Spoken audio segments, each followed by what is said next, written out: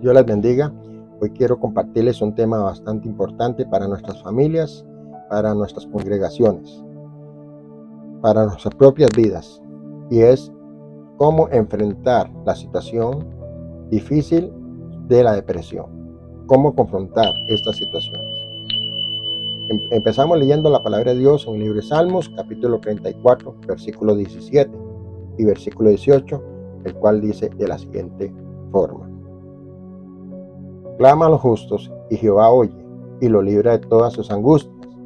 Cercano está Jehová a los quebrantados de corazón, y salva a los contritos de espíritu. Dice la palabra de Dios que lo libra de todas sus angustias.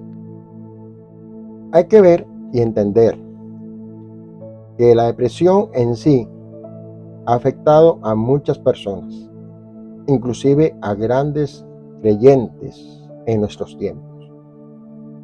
Es un trastorno parcial o permanente, caracterizado por sentimientos de desánimo, de inferioridad, de pérdida de fuerza mental o de culpabilidad. ¿Y por qué esto?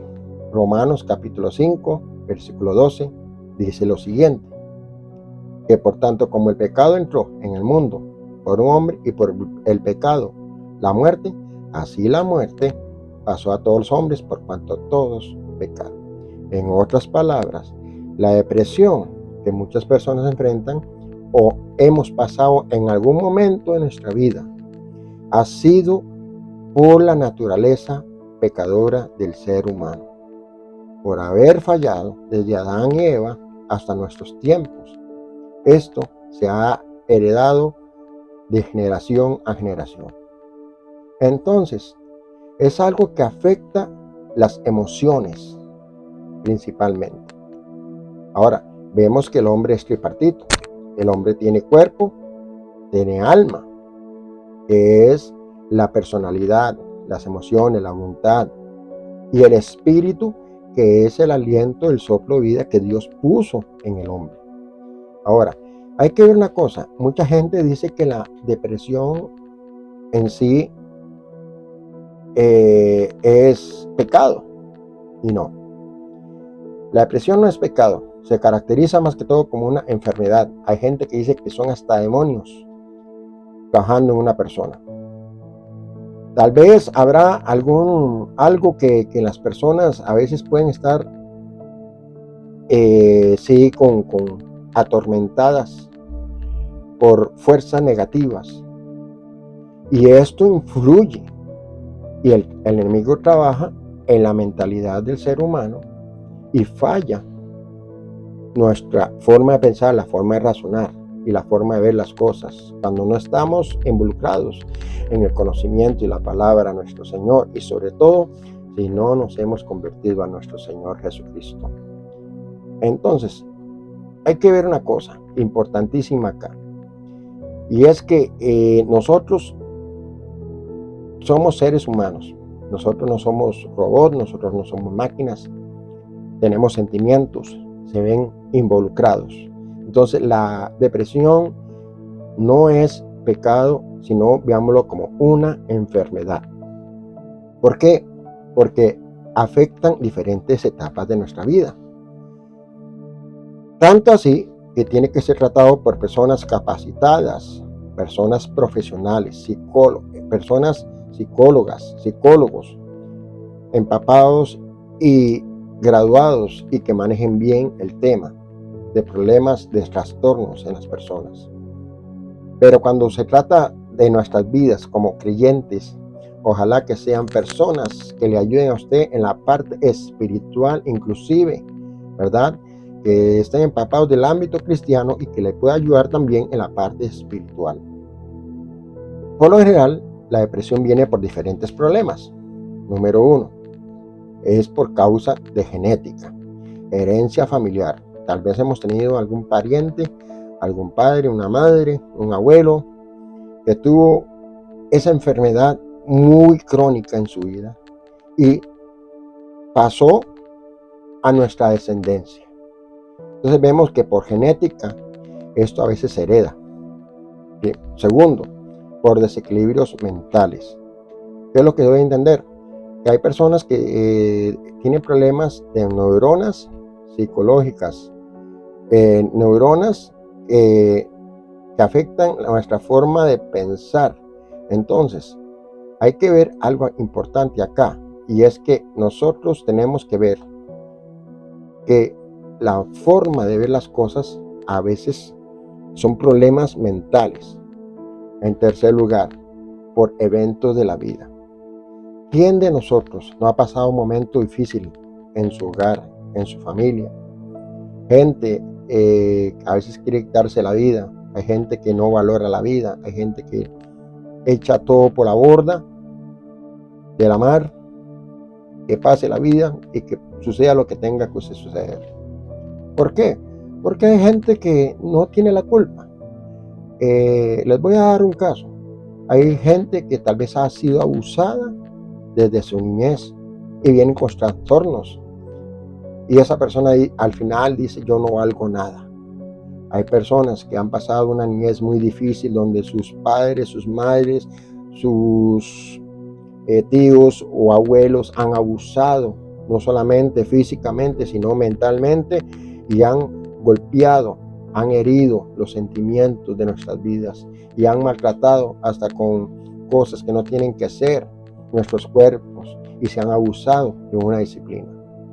Entonces hay que ver que a veces son trastornos de la vida, trastornos donde hemos visto a nuestros padres divorciarse, trastornos donde hemos visto a nuestros padres pelear, trastornos de la vida donde mucha gente ve las cosas externas y se ven influidas en el ámbito de este mundo y dicen, esto no vale la pena vivirlo. Cuarto, por enfermedades crónicas. Tal vez usted era una persona normal y comenzó a tener diferentes enfermedades o una enfermedad específica. Hablemos más que todo de una persona que tal vez era normal y que tuvo un accidente y fue amputado en uno de sus miembros, una pierna, un brazo, ambas piernas. Han perdido parte de algún órgano importante de nuestra vida y se sienten afectados y se echan a morir. Esto trae problemas mentales. También personas que tal vez se le ha detectado algún cáncer, alguna enfermedad terminal y dicen no hay solución, cuando realmente sí la hay, cuando tenemos la fe y la certeza, la convicción, y cuando Cristo reina en nuestras vidas, Él nos da la fortaleza para seguir adelante y enfrentar las vidas con optimismo. Número 5, por medicamentos. Hay medicamentos, la mayoría de los medicamentos se dice es para un bienestar, con una finalidad, ¿verdad? Y es ayudarnos en nuestra vida. Pero resulta que hay medicamentos que, como dicen los médicos, y todo eso mucho lo sabemos, que los médicos traen efectos secundarios. Tal vez una persona tiene problemas bastante crónicos y ese medicamento lo manda a dormir, pero a la vez aquella persona que se va a relajar, cuando se despierta, va a sentir desánimo, va a sentir que nada vale en la vida. Entonces, tenemos que ver algo importante acá, y es saber enfrentar las situaciones en nuestro hogar. Entonces, toda enfermedad, todo medicamento trae efectos secundarios. Sexto, consumo de sustancias. Hay gente que delira, hay gente que es atraída por el cemento, por el éxtasis, por diferentes drogas, la marihuana, la cocaína, la heroína. Y esto trae alucinaciones, trae perturbación mental. Entonces vemos que hay personas que caen en la depresión, sus emociones se ven involucradas por consumo de sustancias prohibidas. Y acordémonos que nosotros somos el templo del Espíritu Santo. Número 7, por cambios hormonales. ¿Quién no ha vivido? Y sobre todo las hermanas, los las personas, las mujeres, en sus momentos de menstruación, se han visto afectadas por un estado de ánimo diferente al que está acostumbrado. Los hombres y las mujeres, cuando entran en la andropausia o la menopausia, también se ve afectado nuestros pensamientos, nuestras emociones se ven afectados por cambios hormonales causados por estas cosas. Número 9, por ámbito social y familiar.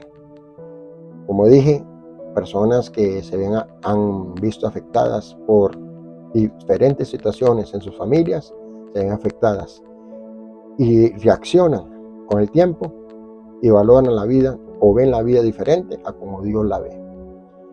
Ahora, bíblicamente, nosotros decimos, ¿habrán casos donde las personas fueron afectadas? Claro que sí. Y les voy a poner unos casos. El primero está en el profeta Elías. La palabra de Dios dice de la siguiente forma. En 1 Reyes, capítulo 19, versículo 4 al 8. De la siguiente forma. Y él se fue por el desierto un día de camino, y vino y se sentó debajo de un enebro, y deseando morirse, dijo, basta ya, oh Jehová, quítame la vida, pues no soy yo mejor que mis padres. Y echándose debajo del enebro se quedó dormido. Y aquí luego un ángel le tocó y le dijo, levántate, come. Entonces él miró, y aquí a su cabecera una torta cocida sobre las ascuas y una vasija de agua, y comió y bebió y volvió a dormirse. Y volviendo el ángel de Jehová la segunda vez, le tocó diciendo, levántate y come, porque largo camino te resta. Se levantó pues, comió y bebió, y fortalecido con aquella comida, caminó. Entonces, vemos que el profeta Elías, en este caso, él dijo, quítame la vida. Pero si era un hombre de Dios, era un ungido de Dios, y vea que él llegó en el momento que él sintió soledad, y él dijo, Señor, quítame la vida, pues no soy mejor que mis padres. Él estaba haciendo una comparación entre él y sus padres. Nosotros no nos podemos comparar con las personas. Nosotros somos nosotros mismos. Nosotros nos valemos por nosotros mismos. Nosotros somos como Dios nos hizo. Dios no te hizo más que nadie ni menos que nadie. Tú eres una hija, un hijo de Dios. Elías era un profeta, era un siervo, era un hijo de Dios, y aún así se vio afectado por esos sentimientos en su corazón y en su mente, hasta que Dios le puso debajo un enebro, ¿verdad? Y dice que a la par de su cabecera había una torta. Dios proveyó alimento en ese momento, y el Señor le dijo en aquel momento, levántese, ya comiste, ya viviste, ponte en camino. Y él se levantó fortalecido, dice el versículo 8, fortalecido. Entonces vemos que el profeta Elías fue uno de los hombres de Dios que pasó por este momento tan difícil en su vida, que pensó quitarse la vida. El segundo ejemplo lo vemos en Moisés. La palabra de Dios dice en Números capítulo 17, versículo 15 al 23, de la siguiente forma. Y así lo haces tú conmigo. Yo te ruego que me des muerte si he hallado gracia en tus ojos, y que no yo vea mi mal. ¿Qué deseó él en ese momento? Que me des muerte si he hallado gracia en tus ojos. O sea, llega un momento en que ante Dios él fue hallado gracia. Aún así él pidió, quítame la vida, que le diera muerte el Señor. Pero dice el versículo 16, entonces Jehová dijo a Moisés, reúneme 70 varones de los ancianos de Israel, que tú sabes que son ancianos del pueblo y sus principales, y tráelos a la puerta del tabernáculo de reunión, y esperen allí contigo. Y yo descenderé y hablaré contigo, y tomaré el espíritu que está en ti y pondré en ellos, y llevarán contigo la carga del pueblo, y no la llevarás tú solo. Entonces vemos que Moisés, parte de su desánimo, de su depresión, que él pidió que Dios le quitara, que le diera muerte, era hasta porque él sentía sobrecarga en sí mismo. Pero Dios conoce los pensamientos y nuestros corazones. Y Dios le dijo, escoge hombres. Y él iba a poner parte de su espíritu en ellos. Amén. Para que la carga no la llevara solo. Versículo 23.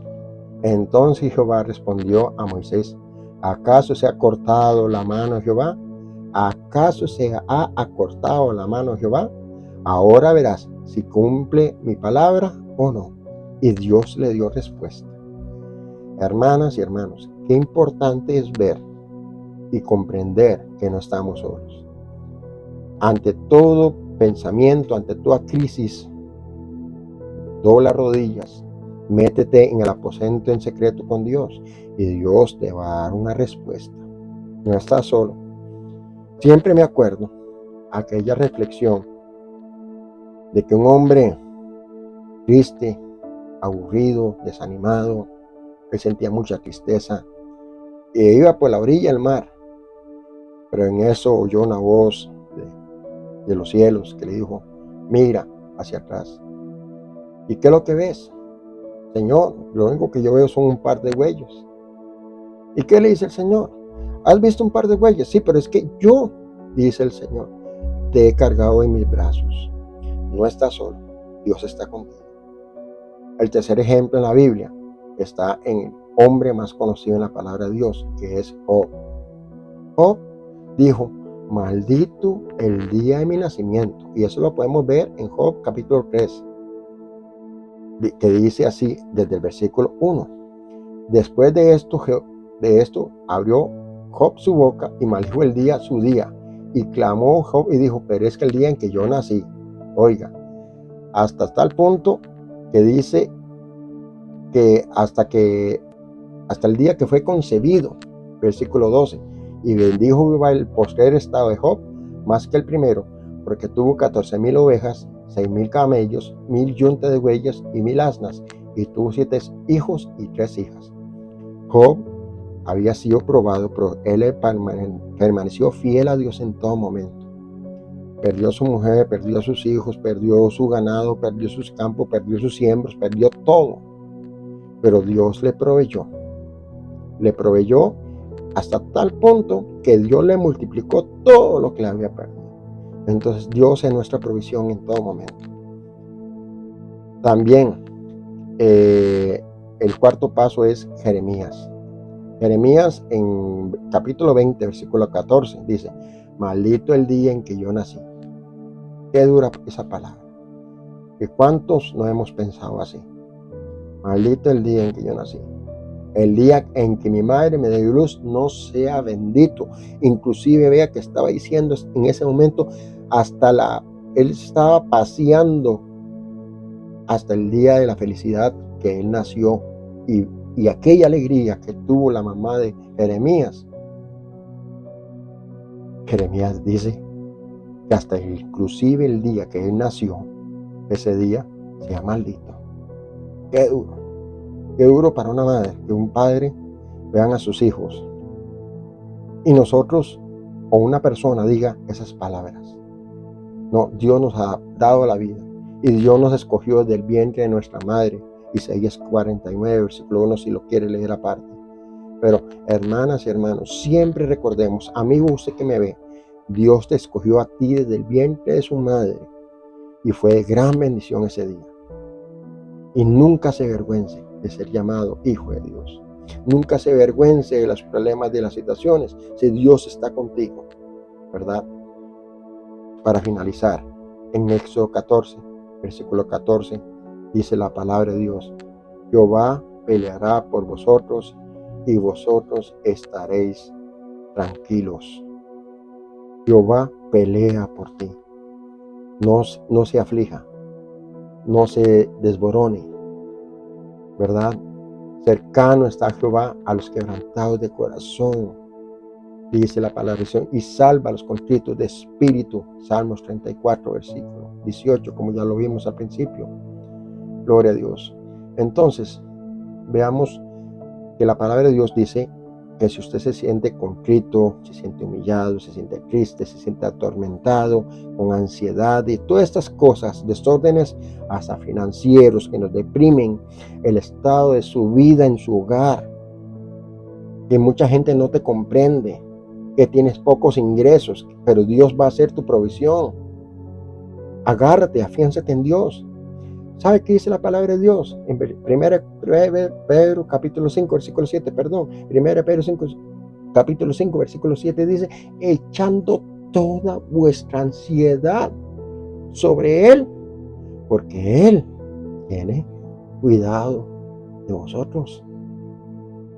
Para finalizar, quiero leer una última escritura en Apocalipsis capítulo 3, versículo 8, del cual dice así: yo conozco tus obras, yo conozco. He aquí, he puesto delante de ti una puerta. He puesto delante de ti una puerta, la cual nadie puede cerrar. Nadie va a cerrar una puerta que Dios te ha bendecido. Porque aunque tienes pocas fuerzas, has guardado mi palabra, gloria a Dios, y no has negado mi nombre. Conozco tus obras. He aquí puesto de ti delante una puerta que nadie puede cerrar. Dios te va a bendecir mientras que permanezcas en la palabra de Dios, mientras permanezcas amando este libro tan preciado y guardes todas sus palabras y sus preceptos en tu corazón y ames su nombre. Dios tiene una puerta abierta para ti, la cual nadie podrá cerrar. Dios te bendiga y adelante firme en el Señor. Bendiciones.